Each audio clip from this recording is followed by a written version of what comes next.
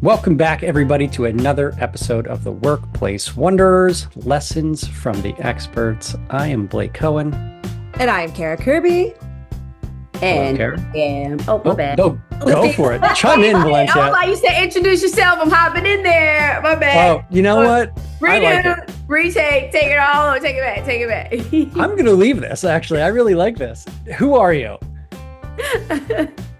I'm sorry. Okay. And I am Dr. V. Hi, Dr. V. And, like we always do with our guests, we ask our guests to give us a brief bio of who you are. And you could speak to however you feel today and whatever you feel excites you today, angers you. You said you were on one this week. I'm excited to hear how you would define who you are, Dr. V, as a person. All righty. Well, thank you so much for having me. I'm Dr. V. Number one this week, I am mom through and through all day, every day. I am a wife and a daughter and a nonprofit leader here in the local Raleigh area as a Raleigh native who eats, sleeps, and breathes all things education and its intersection with mental health. So that's Okay. I love that. Love it. I feel like that was a very one of my favorite. There's so much more. Yeah. She could talk for like 9 years and she knows it. She's done all the things. I feel like that is the trap with bios of introducing yourself. It's like there's so much more that defines people, and it's like you can't do it in a short paragraph or a short statement. It just never covers all the details.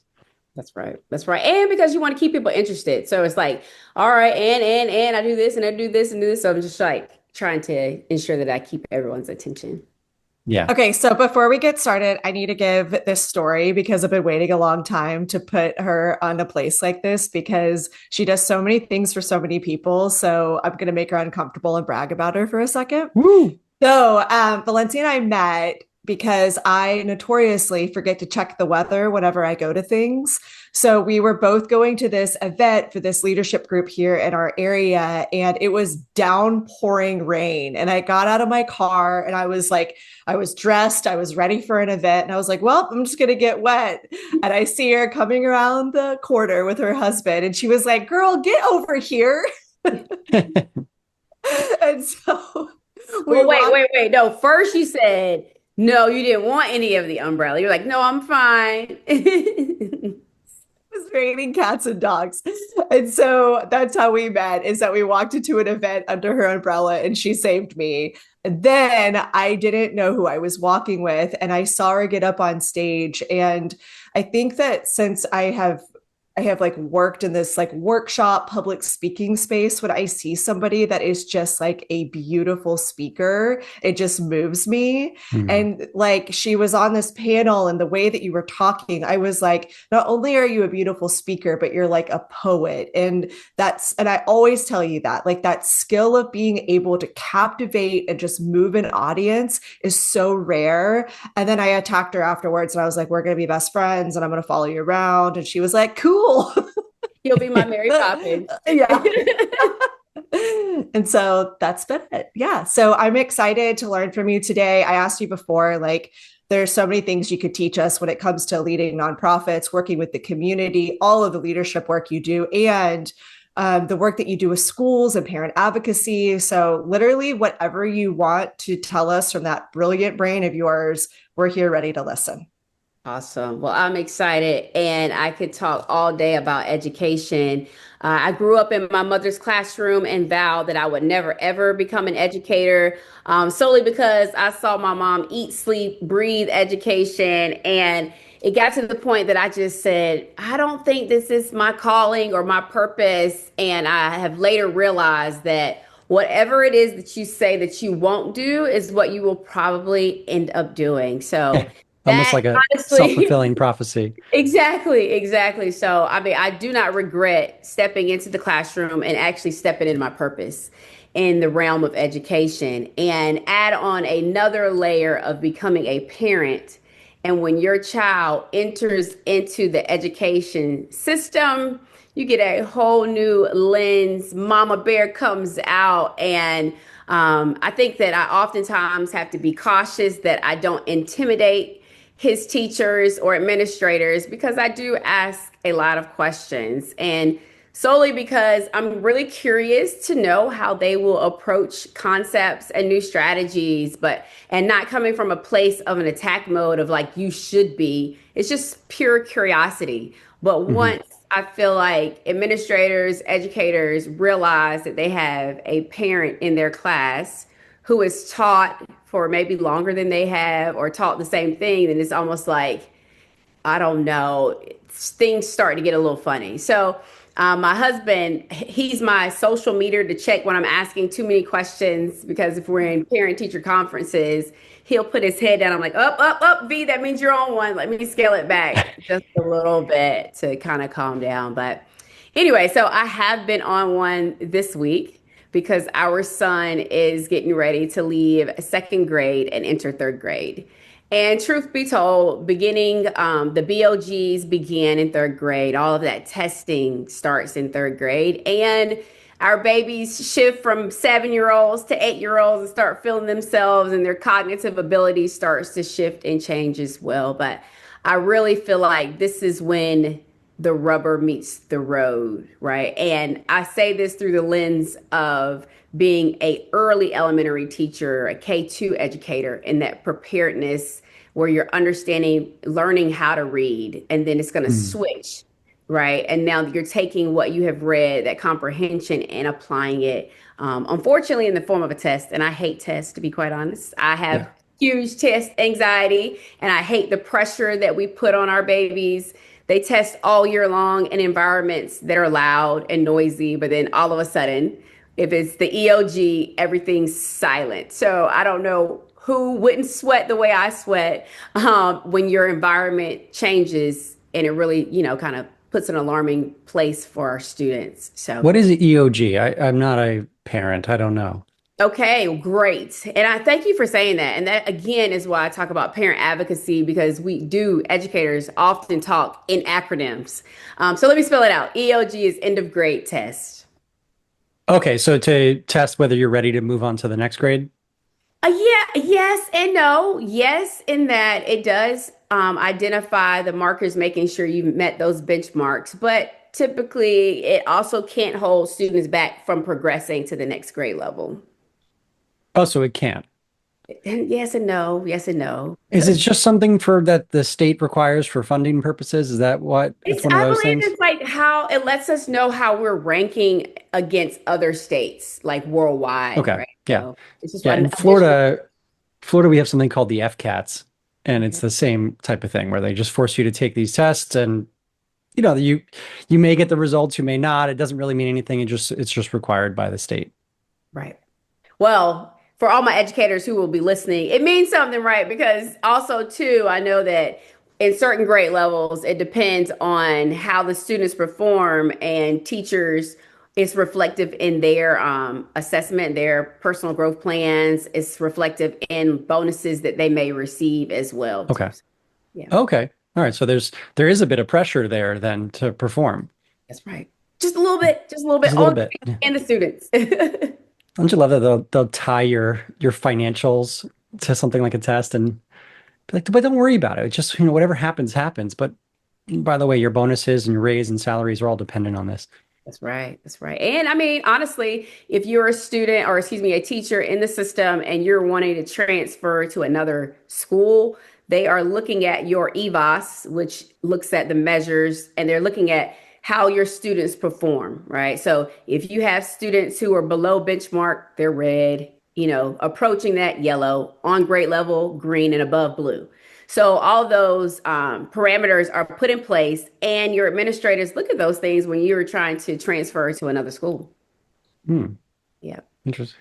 Yeah. Can can I go back for a second? I'm curious, you talked about first saying that you were not going to go into education and then that you did end up going into education and you clearly just ooze passion for working with kids and bettering their futures. I'm curious though, from your perspective, how you define education or your role as an educator. I believe my role as an educator is to be that advocate, to be that champion, to help our youth see the inner genius that I see in them. And I think that too often the world, unfortunately, different things can be put in place and said that there are not enough affirmations. There's not enough joy that is pushed into our children because I firmly believe that the social, emotional learning, the mental health of our children depicts and really is a true indication of how they will perform academically. So Mm. if I can encourage that baby that you just gave it your best, I believe that building up their confidence, building up their self-esteem will really help them perform better on these crazy tests that we put before them. Hmm. Okay. I like that. And I like that it wasn't so much, I mean, obviously performing well in these tests is an important benchmark and a way to measure how they're doing, but at the same time, it also doesn't measure how every kid is doing because not all kids perform well on tests. As you said, you got horrible test anxiety, but your focus sounds like it's really more about empowering the individual and letting them shine and building up their confidence. And I love that you never even said at any point in that it's about teaching them a lesson plan on a specific topic and making sure that they're fully educated on this topic. It's really more about empowerment based off that definition. That's right. And I think too, to all of my pre-service educators that I may be teaching in the fall, I know you still have to do a lesson plan, but I hate lesson plans, to be honest. I think that it is good to have a plan, maybe a subject or a concept that you want to teach. But oftentimes in my classroom spaces, I believe in co-creating lessons, meaning learning from my students, learning with my students, listening to what they have to say and kind of going off script. So if Mm. they, begin talking about Minecraft, I just left a fifth grade commencement ceremony where I was the keynote speaker and we are yelling chicken jockey, right? I was just about to ask. So, right. So if they go off, they derail and go that way. Okay, now I need to understand what is a chicken jockey? What does that mean? And how can I tie that back into core instruction? Well, what happens then? That one strengthens the relationship between me, the teacher, and my students. Mhm. And you become more relatable and you're identifying ways to help them stay engaged. You're hooking them so that they don't say, like, what does this really matter? How is this applicable in my life or in the real world? Building those connections. You know what's so interesting? It's like inside of corporate America, which is the world that I know the most, right? Because it's just what I lived and breathed for, still to this day for 20 years. There's always like if you get leaders in a room like that are running a company, there's always this complaint that there is a lack of critical thinking, right? Or and I mean there's so many reasons why that always comes up, right? And some of it's blame of they're not getting the results that they want, so they want to say, oh, people are lazy, people aren't thinking, I'm going to blame the people instead of looking at myself in the mirror. But I also like I always go back and I think about our education systems and if like this idea of critical thinking, of thinking for yourself and looking at the whole person, like it's missed sometimes in our education systems. And then it like messes up all of our workplaces. It's like work is so broken, but also our education system is broken. There's not a question in there, but I want to,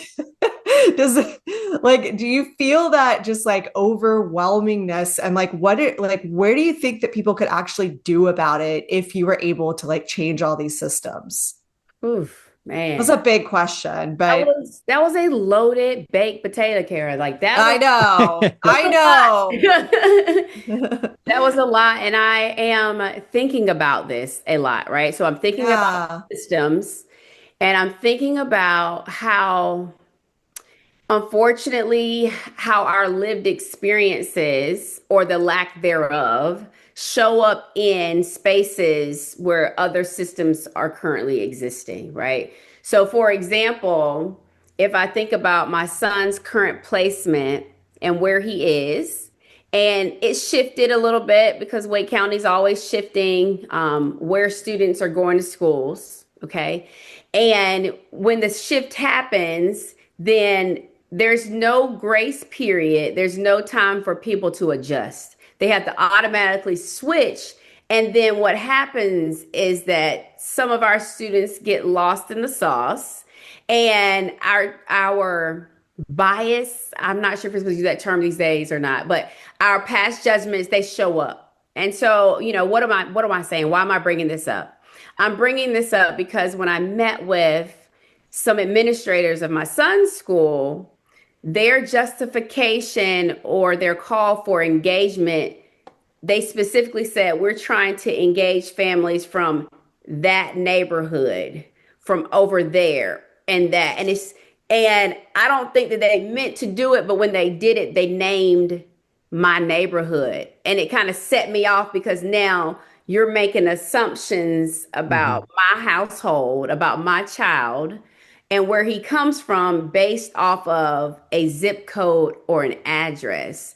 So that's what really gets me fired up because ultimately our son comes from a two-parent home, both educated. All the things that they say should be indicators of why a student underperforms doesn't align with our child, yet they were already making these assumptions. So, though I know our baby will be just fine, my heart bleeds for the families who don't know what to ask, who are nervous to speak up out of Hmm. fear of retaliation. I have a Hmm. big thing when it comes to the psychological safety of our children, which is why I have to be cautious in my approach when I enter into school buildings to ask those questions. And so now I'm in this weird place of trying to figure out how do I take the information that I hear, take the information that our son brings home, and filter through that to advocate not just for our child, but for all 600 kids that are in this system. So I don't know if that at all answered your question, Kara, No, but I think a little bit it does. Is that, I mean, with any kind of complex system, it's like, what are the things that you can do? Because change happens so slowly, unfortunately, right? And it's so tied up financially. So like if you really want to change a system, you have to change the way people are getting paid. And that's hard to do, and it's political, et cetera. But what you can do, what I'm hearing from you, is teach parents how to advocate. And what, like, I'm even thinking about my own situation, is that like I coddle my kids' teachers. Like I'm like, whatever. And this is probably so bad, but I know that like, oh my God, this is terrible. But like I don't say anything bad to them. I don't want to ever rock the boat because I'm so scared it might affect my child. that's right. And that's probably not, I don't know if that's natural, if people feel that way. Maybe it's terrible, Well, isn't that but conditioning that we've experienced as students ourselves? Is that especially when we were young, we were kind of yeah. told not to sit and question things. Just you follow the rules or you're going to get punished. So then I'm sure we regress to some extent even when we're a parent walking into a school system thinking that we still have that same limited power that we had as when we were students. So complicated. That's right. But I also think about am I more concerned about my relationship with my child's teacher, or am I more concerned about my relationship with my child? Yeah. When I have conversations with my husband, he says, V, I really think the issue is you make them uncomfortable because just what you all said, they're not used to a parent speaking up or asking questions or rocking the boat in that way. So it makes people uncomfortable. But if in our home we create a space where Juju can tell us everything, and if he's telling me this information and I do nothing with it, then over time, is he going to continue to keep telling me things? Right. Hmm.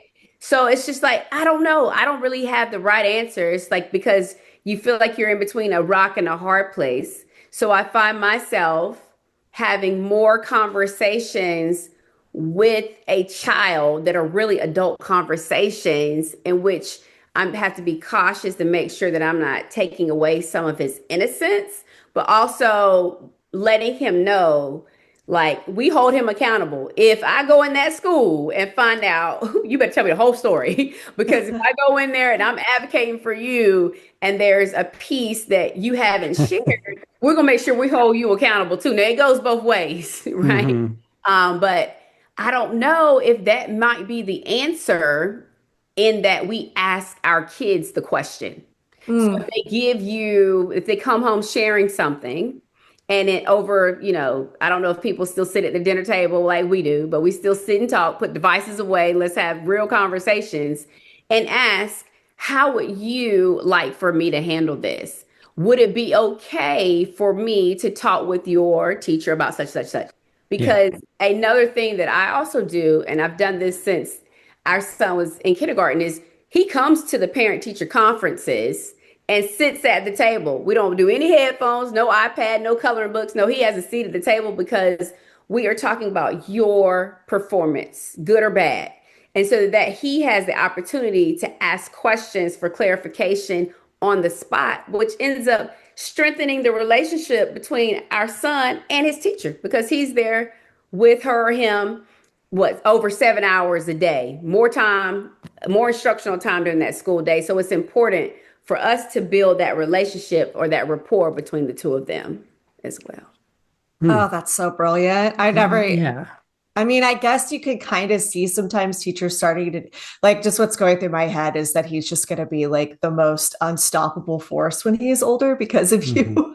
He's been very, yeah, very empowered. But it's like the thing, but you're just so educated and you just know so many things when it comes to this space that you just like if you're not a teacher or you don't live and breathe this stuff or you haven't studied it at a doctoral level, like you just wouldn't know, but it makes so much sense.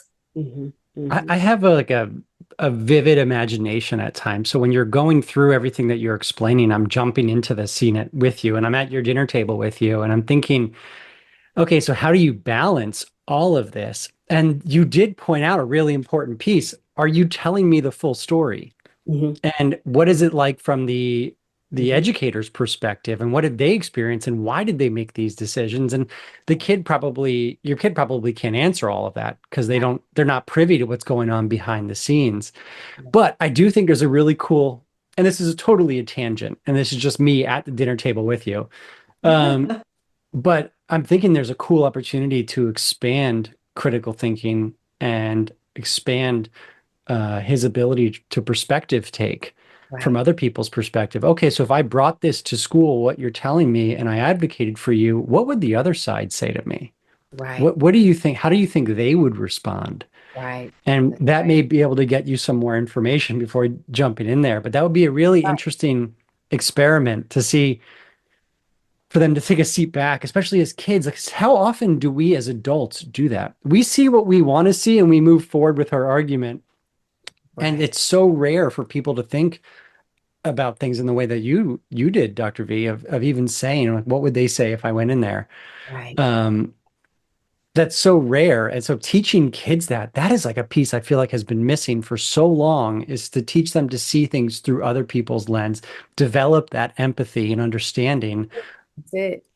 That's That's it. I'm like, yes, you got it. And that's exactly what we are I'm an trying to. educator. You nailed it. You Yeah. nailed it. I'm like, that is the biggest piece for us is like, yes, we want him to do well, but ultimately, I just want him to be a kind human being. Like, I want him to understand empathy. I want him to understand the advantages that he has. And then, but also, how do you reach out and to share that access with someone else, right? So it's funny because on the way to school today, we read chapter 3 of Charlotte's Web last night, and Wilbur Oh, picked we're reading that out, right now right? too. Oh, man, Of course, we're reading the same of books course right you're now. reading. And I was like, dude, Wilbur went crazy last night. He broke out of that barn. He found that loose piece of wood, went up, down, this and that. And I was like, man, he had an adventure, then ended with like a solid meal. I said, it was pretty wild. I'm excited to understand chapter 4. I said, so what do you think about it? He said, well, I think that the goose really was getting, that's what really got him in trouble. That was the problem, is that Wilbur listened to the goose, escaped, Mm. wanted this taste of freedom, got a little crazy, had Mr. Zuckerman and all of them all over the place. And I said, well, I said, so how does that translate over to real life? How does that? He said, oh, I already know, Mom. What you're going to say is that my friend G and Martell, by listening to them, they're gonna get me in trouble. I said, say no more. You're too smart for your own good. The way you were able to take a fiction text and apply it to your schooling lets me know that you better be on your best behavior Yeah. in that school today. I have a couple of kind of challenging questions, and one might be rooted in my own conditioning of kind of staying within the lines or following the rules. And, which sometimes I try to break out of, but how do you balance this approach of empowerment and having people challenge their surroundings with also the reality is that sometimes we do have to follow the rules and we do have to just go along with whatever's presented, whether we like it or not. That's right. Okay, so another example of that again is what we're going through right now with our son in school, and he is in a setting where a lot of the students that he likes to hang with, they like to joke around. I mean, I went in to eat lunch with him on Monday, and I legit, this is not a Ferris Bueller day off. I saw kids catapulting lunches up and hitting in the face. They're underneath the thing, and the food's on the floor. And I'm like, oh my gosh, it's a zoo in here, right? And so Julius is sitting with me at the table, and my best friend had flown in from Texas, surprised Jude to come have lunch. And we're like, look back over at the cafeteria table. On the far right side, look underneath the table. You see all the food, all the commotion, and on it's on the far right, and then on the far left is calm. And I said, so typically, Julius, you're sitting at the lunch table, so you can't see what we're seeing right now. But today, look over and tell me, what do you notice? And he noticed all the things. He has this like mischievous smile. I said, so you're not going to get in trouble for telling the truth, but which side of the table do you sit on? Okay. And he goes, I sit on the right side. I said, do it now. You sit over here on the right side. So if we were not here today, your Oreos and Chips Ahoy cookies might be on the floor as well. So I don't know. I might move to the left side or possibly in the middle. And he says, nah, I'm gonna stay on the right.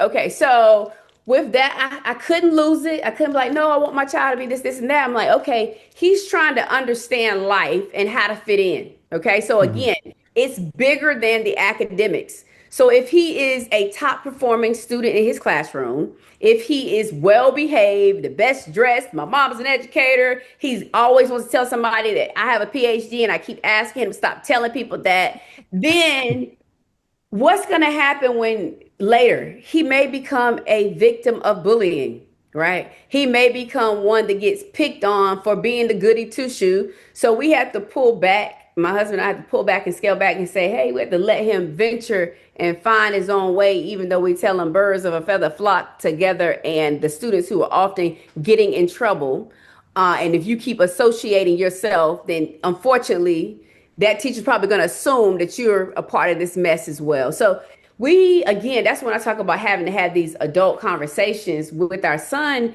because teachers are burnt out and they don't have time to stop and do a root cause analysis to understand what is happening. Although I wish she would and see, but still, but we just have a conversations with Jude that, okay, you have a decision to make. So yes, these are the classroom or the cafeteria expectations. And so if you're choosing to sit up here on this right side and get in trouble, when you come home and we earn 3 stars, then, unfortunately, baby, you're not gonna get those 3 stars today because again, this is the system that you're choosing to situate yourself in. Yeah. There's this guy I know who always says this quote, and I don't know where he got it from, but he says that every decision we make comes with a price tag. And it's just, are you willing to pay that price when the time comes to pay up? And so you can go sit at that table, but just as long as you're willing to pay the price of what's going to come from sitting at that table, it's fine. All the decisions are up to you. Just know that you're going to be paying for it later on. You could sit at the other end and eventually be bullied. Do you want to pay that price? What's worth it to you? That's right. It also makes me think about my own journey, right? So I'm a teacher's kid and the youngest of 4 siblings, right? So all my brothers represent all different parts of the spectrum of like class clown, the coolest, all the things, right? So I was that one that did follow the rules, fearful of making mistakes, put way too much pressure on myself, which is probably where the test anxiety comes from. Definitely type A, definitely perfectionist, all the things. But what happened? Something happened when I like turned like 35 that I realized I did everything in order. ABCs, my mom told me ABC, one, two, three, these are things you did in order. But then entrepreneurship is the greatest risk I think anyone will ever take. And so maybe if I sat on the right side of the cafeteria earlier in life, maybe I would have taken the risk to go into entrepreneurship Interesting. earlier, right? And maybe I wouldn't have, stepping. I was afraid to step in the classroom, but had a greater fear of stepping out of my comfort zone of the classroom. So maybe, experiencing that now, pushing the boundaries just a little bit, I feel like maybe may minimalize midlife crisis, or give you that push to expand and possibly take those risks. Yeah, that's interesting. Because like if I think about my journey in school, like I was always kicked out of class and I was definitely sitting in the right hand of the classroom. Like I had perfectionism in a different way just because I was uber competitive, but I did not care what my teachers thought because they were putting me in the corner anyways, you know? But so like I've never really had I I've never followed the rules. And so like stepping into entrepreneurship while it was still scary for me, like I've never taken any stock in rules. So I had a different experience with it. Yeah. Yeah. So I was just thinking with that story is that I'm sitting on the left side of the table, appearing like I'm following the rules while throwing things covertly, just like quickly over my Oh, head you at the people sneaky on the thank right. you. Yeah, yeah. That was my approach in school. That's such a good question. That's a good like way to pulse a crowd is like you're in a cafeteria, all the kids are wild on one side and they're calm on the other. Where are you sitting? Right. Yeah. It could be that could be like a personality survey. That's exactly right. Or Blake, you're the gray area of the, Yeah, totally. the I kid mean, tricking everybody. yeah, just like pretending to follow the rules. And to everybody else's eyes, I'm following the rules. And just there's a quick toss. I remember, um, well, actually, I probably shouldn't tell this story. Oh, come on. Oh, do Now it. you have to tell it. Okay, so I mean, I'm so easily encouraged there. Uh, What an arm twist. yeah, right. I wanted to You tell it have really badly. Yeah. to. In French class, my professor loved me. And she thought, professor, teacher, this was high school. She loved me and she thought I was like her best shining student. I'd always sit up front and uh, I always had the best French accent is why she liked me, I think. So I would just repeat back. I've always been a very good mimic. So I would just mimic whatever I'm hearing, but I'm not retaining Mm, anything. But it seemed like I was, that's trauma. yeah, yeah, right. Thanks. We can go deeper if you'd like. No, okay, listen, I'm going to pause for a second, but like that is a coping, you know this more than I do. It is a coping mechanism of being able to step into situations and like mimic them, right? Like because Yeah, that allows you to keep a situation calm. totally.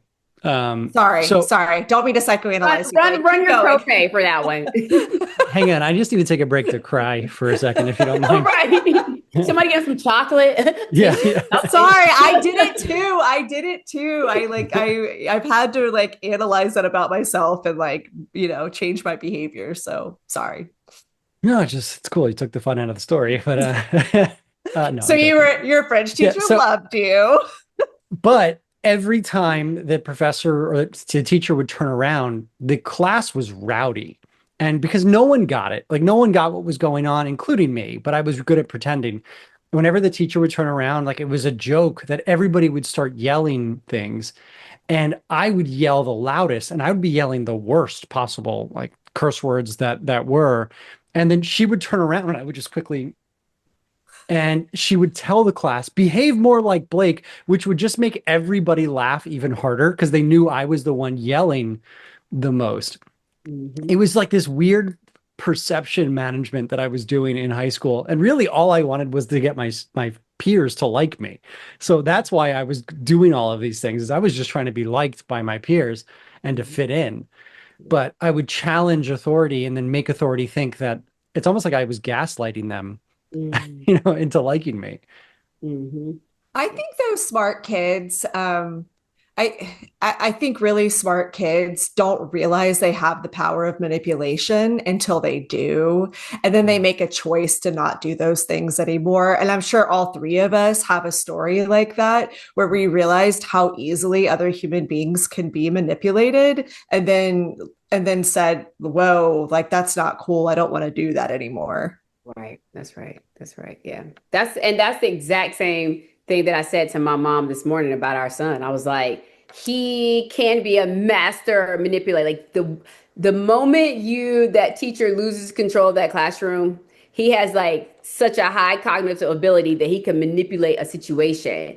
And so I'm like, kid, you come from me, right? So like he knows it and he's quick on his feet, which is why it's important to fully know your child wholly, right? And be able to have those conversations to make sure that you're not being gaslit or gaslighted before you go into a space. Because I tell them all the time, the worst thing I want to do is to be embarrassed and to go in there and you haven't shared with me that full story, you know? Yeah. Yeah. Yeah. But it's such a balance. Like I keep going back to this every time that you're talking about this. It's such a balance of also breaking out of the mold of what school has told us is good versus bad. And there are some of those traits that your kid or a lot of these kids who are rebellious are displaying that are good, that are going to serve them in their future if they can hone their powers for good. But Right. our system has a way of just wanting to repress those types of abilities. Conform. That's Yeah, right. for control purposes. And so it's like such a tough balance Right. that you're Yeah. constantly facing.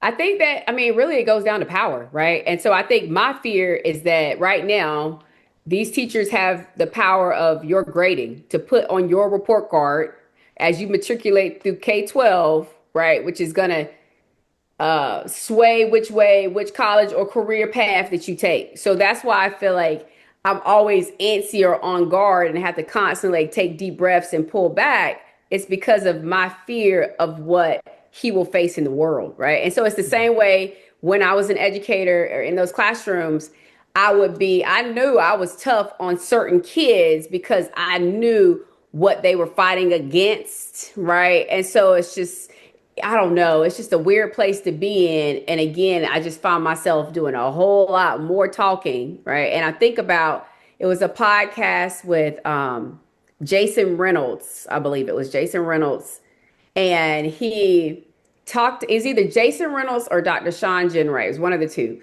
But they talked about in the classroom having this class pet, having a fish, right?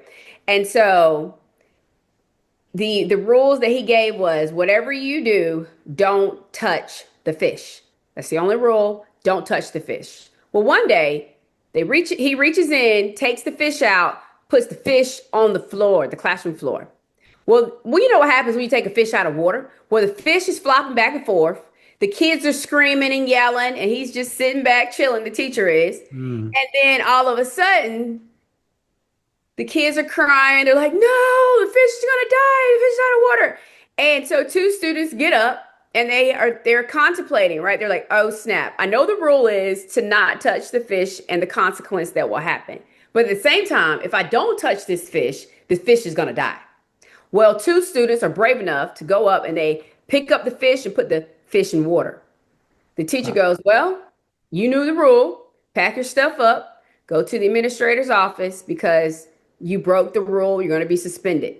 So the kids are going out down the hallway, but then the teacher leans out of the classroom and calls their name. They pause around. He says, hey, you did the right thing. You saved the fish. Always save the fish. So I always remember that story when you're trying to decide when you should speak up, when you should stand up, when you should disrupt systems, right? And for Mhm. me, it's my heart. When this old ticker of mine starts racing really, really fast, and even though I want to sit back and be very quiet, it speeds up, and that is my cue to save the fish.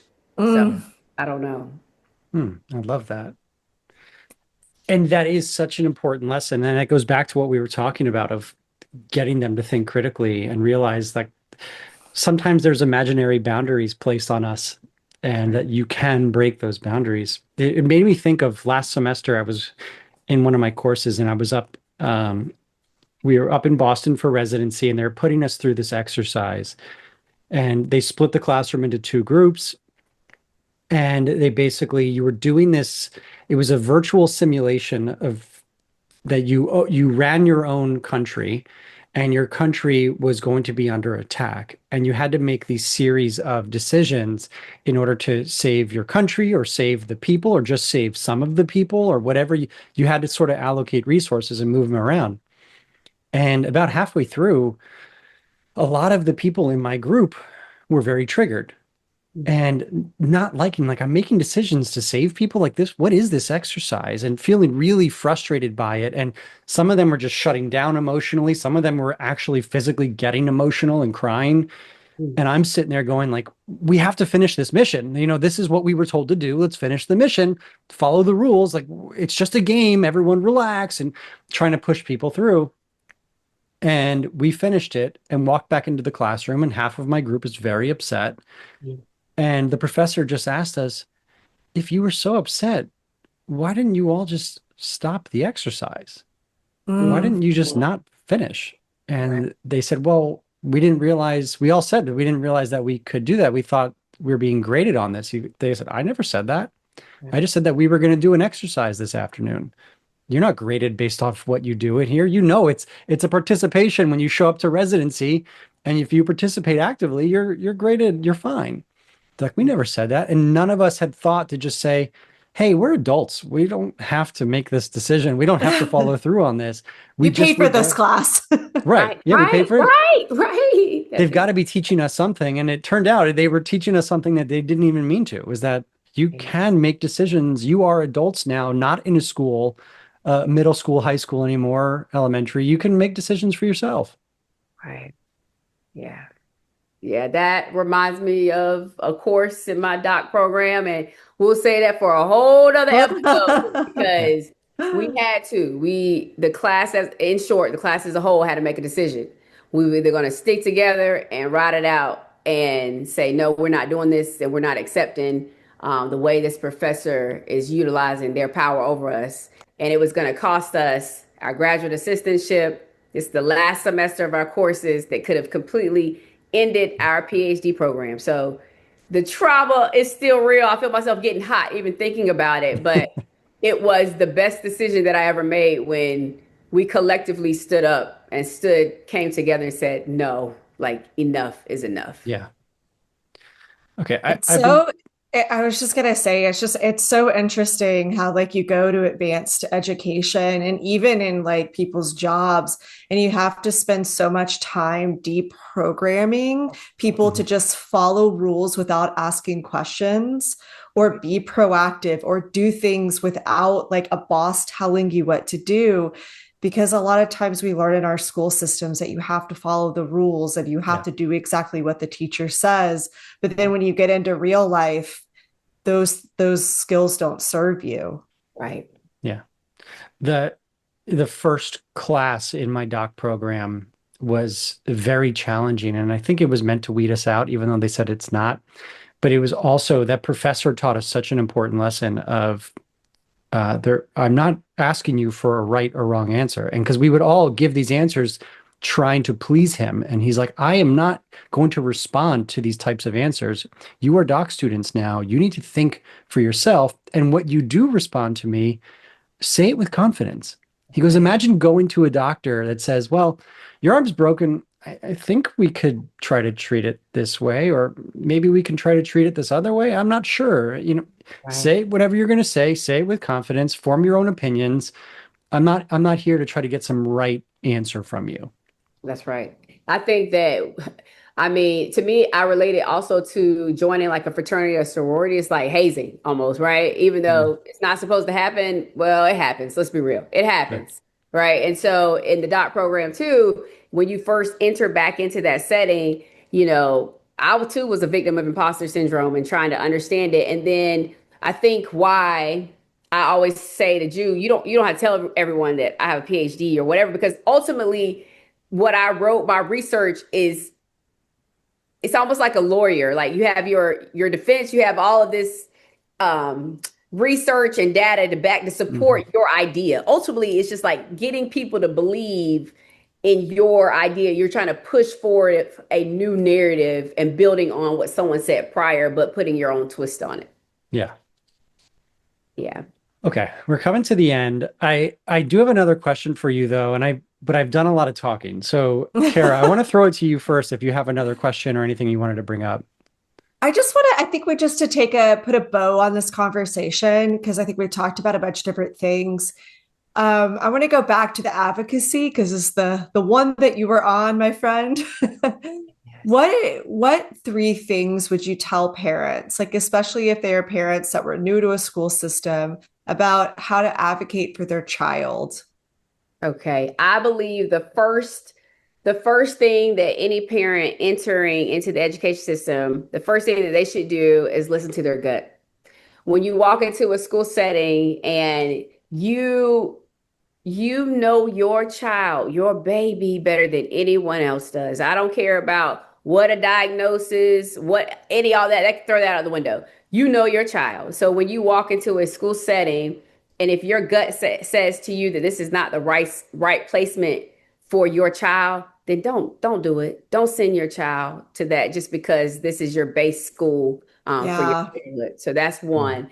Number two, I would say, I think it's important to affirm your child daily before they enter into that school building. So we have a mantra that we say every day in the car. I look good. I feel good. There is nobody else like me. For those of you who do not like me, you can hide in the bush and watch because this train that I am on is headed for success, right? So we say it Oh. every single day. And he probably is like, doesn't want to say it. And I'm like, oh, you want me to roll the windows down and blast it louder? But I really think when I'm not present physically in a building with my baby, and for his own psychological safety, I want him to have that mantra repeating in his head like song lyrics. That's number two. Hmm. And number three, I would say, you know, it's okay to ask questions, right? So when an assessment comes home of your child and you believe that it is not a true indicator or representation of your child, ask the questions. I have found so many miscalculations in my Mm. son's assessments that could have changed his class placements if I just said okay and just put it to the side. So take the time, read over that assessment to make sure that it's a true, accurate representation of your child. Wow, beautiful. that's great. So I guess that goes in line with my question as well, Okay. is what at what point, like how does a parent know if they've gone too far or if they've pushed too far? And here's the reason I'm asking is that, okay, so I come from a mental health background, right? And I remember if I was working with a teen, for example, the biggest pain in my butt was never the teen. It was always the parent. And the parent almost over advocating or pushing for things that aren't clinically appropriate yet, or Mhm. trying to push their kid along into areas that they shouldn't be, and Mhm. because of what they felt like was right, even though they were supposed to be trusting the experts to do Mhm. our thing. So, how can a parent collaborate with the teacher instead of creating a contentious relationship where they feel like they're constantly advocating, but the advocating turns more into fighting with, and you know that you're going to end up getting a response from that teacher that's probably not going to like you, Right. and or it could even bleed over to the kid, That's right. to how they feel and treat the kid. So, like, where is that balance? And I guess it's probably a loaded question because it's probably very situational.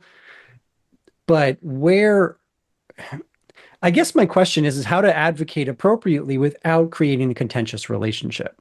Okay. And I believe here we are, right? This is where we are right now for my son. And I've gotten to a place where, again, I am so concerned about maintaining such a positive relationship with my child, and my husband as well, that I ask him, right? Like, for example, we're at a place where we are contemplating, should we change his school placement? So I asked Jew, I said, Jew, I want you to know that the reason why I push so hard has nothing to do with me. It has more to do with kids that look like you and me. And so I need to know or hear from you if I am able to find you a different school. One, would you be okay with that? Do you Mm. want to leave? And know that there's no right or wrong answer. You won't get in trouble or anything. I just need to know. And his response was, I think it's time for me to go. And I Oh, said, Mm, wow. why do you say that? He said, I think you're right, Mom, because one, a lot of what is being taught in class, I already know, and I'm bored. And mm, Mm. because I've been bored, I'm talking. And really, my friends are coming asking me for help, but I'm getting in trouble because I'm talking. And so, no, my heart's over here breaking, right? So then, number two, I think that, and again, I message this teacher in the spirit of, I believe in being completely transparent, right? Mhm. So, my husband and I, and teacher and administrators, anyone who works with our child, I invite to have a whole meeting to allow them to see my heart, to see why I'm asking questions that I do ask, and to let them know that I just believe in accountability. I don't like it when people talk east and walk west. So know that, and actually I call it the Eminem. I 8 miled them. I said, I know when I walk into this building that your head goes down and you probably say, oh boy, here she comes. I said, but know that I could sit in carpool at 2:20 until 3:45 every day because my mobile office. I could continue to keep sitting outside the school building with my knowledge, experience, and expertise, and ultimately my love and passion for kids. But I'm choosing to walk through these doors one more time to say, I am here to help any way that I can help. How can you use me? I don't want to be on payroll. I won't charge you a thing. How can I help? So I don't really know the answer, Blake, but I have poured my heart to let them know. And then also, they too are parents of children in the system. Mhm. And so when I asked the principal, whose child is of elementary age, if his child attends this current school placement, and he mm, says no, then my question is, well, why not? Because if this is your house, or as the kids say, your crib, and you don't want to bring your child home, why should I bring my child to your house? So Mm. it's like, how do I push the empathy to help them understand to put themselves in my shoes? Because I promise you, right hand before the one I believe in, that I put myself in the shoes of that teacher, in the shoes of that administrator, but ultimately, I have to put myself in the shoes of my child to figure out, Sure. which is why I have not lit a match and set that school on fire. But I really had to like mm. pull back, right? So that was a long, drawn out answer to say your kids will tell you and be the truest indicator if to let you know if you've gone too far or not done Okay. enough. Okay. Like, can I ask you a question of that? In some of these experiences that you had with these children and these parents, was there a common thread of the parents not actually listening to the kids? Are you, oh, I thought you said, Yeah. I thought you said, wait, can I ask you a question? You said, Oh, Blake, No, can I I I ask you a thought said question? Blake. Blake. I said Blake. Can I ask you a question? Yeah. Can you ask the question again? Yeah. Okay, hold on. We'll do this again. Blake, let me ask you a question about this. From your experience in these situations where you saw this contentious relationship, was there a thread of the parents doing what they wanted to do and not actually listening to the child? Without fail every single time. Yeah. Every single time. It was that I know what's best. He has no idea. And the problem was the stigma of what the kids were struggling with. So oftentimes it was their issues were being they were showing up in the form of bad behavior. Mm, So that meant that this kid is bad and doesn't know what they need. mm, And they wouldn't see it from the perspective of, hey, this kid is now trying to get help and trying in the process of getting better, and that they struggle with some form of a mental disorder that they're coping with, and their behavior was a result of those disorders, there was a lot of family work that had to be done for families to be able to take the step back and remove some of that anger and resentment that's built up as a result of those bad behaviors so they can see the situation more clearly. And it was a crapshoot of whether the parents would be willing to do that type of work. And the ones who didn't were the ones who lasted the shortest with us as a treatment provider. Yeah, because I would imagine, like, a parent has to look themselves in the mirror, and our parents' generation kind of struggles with that, right? So, like, I don't know if like these younger generations are doing better now that mental health is more accepted, but I've seen a few cases where it's like, that didn't happen in your childhood. I'm going to invalidate your feelings. You're wrong. And if somebody is really struggling with the way that they grew up, then that's going to manifest itself into lots of different fun ways. Yeah. So, yeah. There was this brilliant family. Oh, my bad. No, go ahead. You go. I would say, and it can cause like a rift between marriages, right? Because that's like, I feel like that's another whole nother topic about marriage. I feel like the hardest part about that is how you're raised completely different, two different households, all these different perspectives.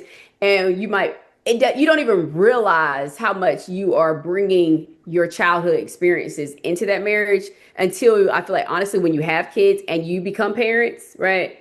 So yeah, because I was the one pushing for a full psychological, neurological evaluation before going into kindergarten, just to know. And my husband's like, what are you talking about? He's fine. He's a kid. And I'm like, yeah, but they're not going to know more about my kid than I do, So that's a whole nother conversation too. And as a teacher, the amount of students that I would have that may have trouble focusing, if I brought it to their attention, there's one parent that's saying, oh, thank goodness you finally said something, because maybe the parent, and I hate to say this, hate to generalize, but usually the dads might have something, and they see themselves in that child and refuse, for their child to be quote unquote labeled. Yeah, because if they were raised in a household where mental health was stigmatized, like I've even seen it where parents like don't even want to talk about ADD, right? Like they're like, no, because that's going to mean something about me. And my parents, it's like, no, like, like ADD has like a direct correlation with dyslexia and dysgraphia, and you got to nip those things in the butt, right? Like, let me tell you from my childhood. So yeah, but that's the damaging part though, of where when parents don't want to recognize a diagnosis, then you're labeling your kid then one way or another. You can either label them as ADHD and deal with that, or you can just label them as a bad kid who doesn't pay attention. And you've got to be able to pick which evil you want to go with and deal with. ADHD is not evil, Blake. I know. As soon as I said that, I knew you were going to say it. And I didn't mean it that way. Listen, I have it too. I know. I was going to say, you're talking to yourself. Don't be mean to yourself. All right. Which difficulty, which challenge would you like to go with? There was this really cool family program that I had done some work with in the past that had this idea of the kids and the parents all come into these. It was like a 2-day intensive together. And the point is it's like a group of parents and a group of kids, and they're all going to be in the same room and learn from each other, except they're split into 2 groups, and you're never in the same group as your own parents. And so the parents got to hear and develop empathy for these kids who were dealing with the exact same issues that their kids are, but they see it without the emotion attached to it. And so then on the second day, when they merge you back with your own kid, they're seeing their own kid in a totally different light and going, oh, I get it now. You have this thing that's going on with you. How do we deal with it? And you're not just a bad kid, because I just met a bunch of other great kids who are struggling. Right. Man, that sounds like my mom always says, it's like people can see the splint in someone else's eye, but can't see the plank in their own, right? So it's, again, pushing that level of empathy and, just working through all the things for sure. Yeah. We're going to have your mom on the next episode. She was just with me. She just left just a few minutes ago, but she's always with me. It's my girl. Oh, that would have been awesome. All right. Well, we've kept you long enough. Thank you so much for coming on. There's been so many great insights, and I hope parents feel better equipped now to go advocate for their kids. Also, I hope people I think that anytime you talk about education, there's so much trauma people have in their own experiences, right? I don't think I've ever met this is so bad, but I've like never really met anyone who did not have traumatic experiences in school growing up.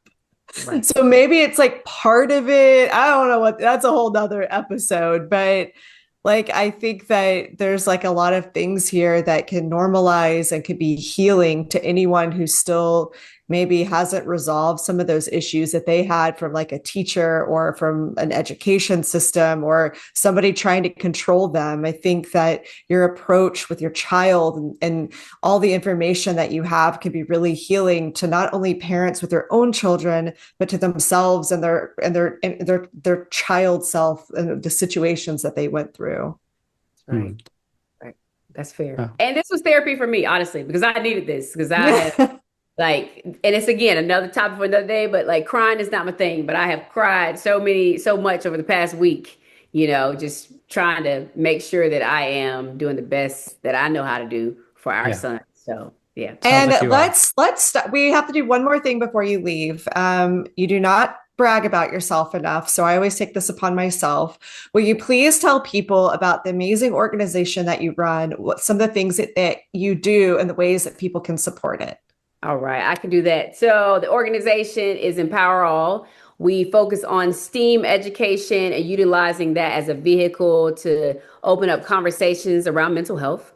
So we create STEAM kits. Doesn't happen without sponsorship. So if a company or organization or business or you yourself are interested in sponsoring the cost of kits, we not only purchase the supplies with the funds that you provide, but we invite you to help us assemble those STEAM kits, put some logo branding on there, and then we're able to pass out our free kits to our local partners, schools, media centers, all the things. Any free event, we pass them out for free. And additionally, we have conference every year annually in November, our Smash Summit, which is a huge summit where we utilize music, more specifically hip hop, to open up conversations around mental health because we are trying to disrupt these crazy systems. We are trying to bring awareness towards the mental health crises facing our young people and ultimately just trying to do some collective healing together. So you can visit us on any of the social media platforms. Our website is empower-allinc.org. So please reach out and support. We need all the help that we can get. Awesome. We're going to make sure to put that link in the description. So if you are listening or watching this, it'll be down below. Thank you again for gracing us with your presence. I feel like you held a proverbial umbrella over all of us today. So, and it's raining. It's raining here too. Perfect. All right. Well, thank you. I really appreciate it. And everybody, have a good one. All right. Thank you.